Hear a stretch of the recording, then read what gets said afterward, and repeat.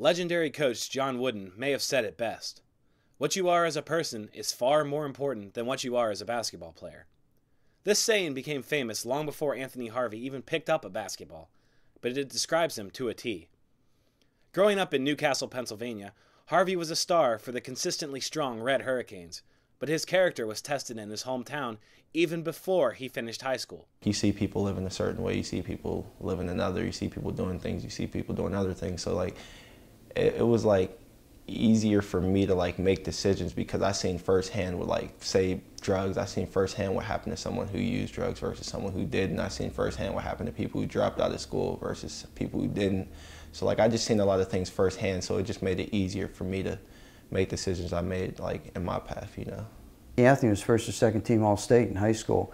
Went Division II, didn't work out for him, not talent-wise, but just the atmosphere and his academics and stuff. I remember Coach Loomis back from my high school days. I went to Newcastle and played for John Sarandria, and after that I got a full athletic scholarship to Clarion University, where I was a very immature student, so it was a short time there. It humbled me in a sense because I guess like coming out of high school when you're like always that guy, like you just expect everybody to, you know, to cater to you and things like that, and then you get there and you just realize that it's a real world and like you have to work to get where you want to get, and it just like brought me back down to earth and like just like I said, humbled me. And then it also like taught me a lesson as far as like it's not basketball then school, it's always school then basketball. Like you have to have your priorities straight. After leaving Clarion University, Harvey enrolled at the Community College of Beaver County, taking classes and playing basketball. He lived 5 miles off campus, without a vehicle. He explained that when he could not get a ride, he would walk the 5 miles to class or practice.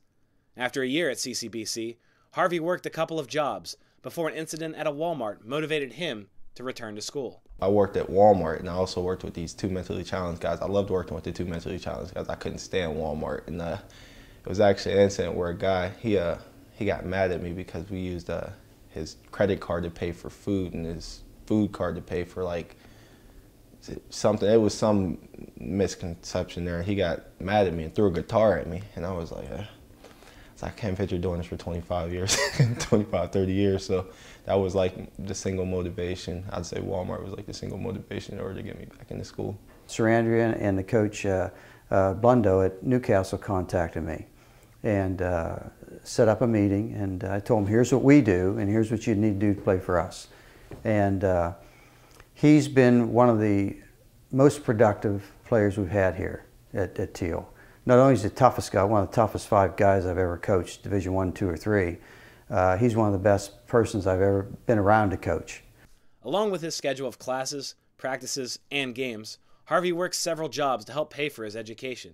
Again, his drive to persevere is second to none, especially on weekend game days. Saturday, probably there a couple hours early to shoot.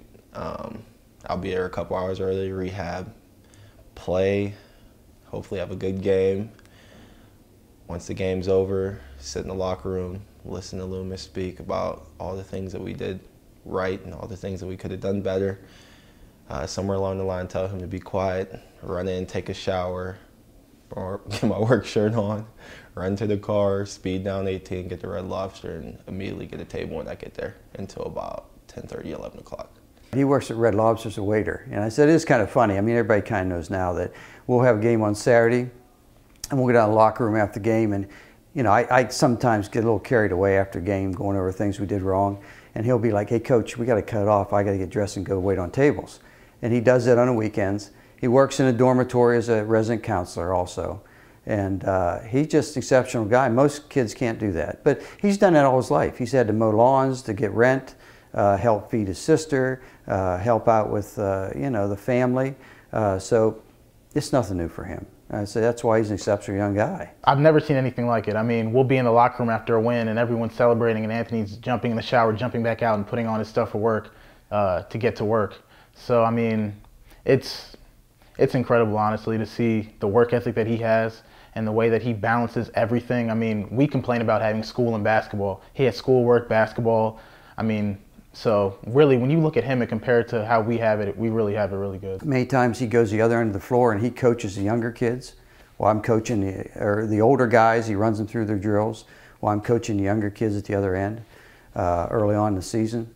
So he's an exceptional young man, let alone a good player. He's probably, like I say, he's one of the top 2 or 3 maybe even kids I've ever coached at any level. So with his leadership and not only his talent, we hope to be able to get to the championship game this year. The respect we have for Anthony is immense.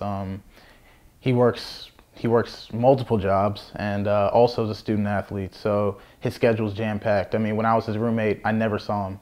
I'd wake up, he'd be gone. I'd go to sleep, he's not there, he's at work. He'd come back from work, I'd be hanging out, doing whatever. So I mean, the respect I have for him and what he does on a daily basis is immense, as well as everyone on this team. I mean, we all understand what he has to do in order to, be successful.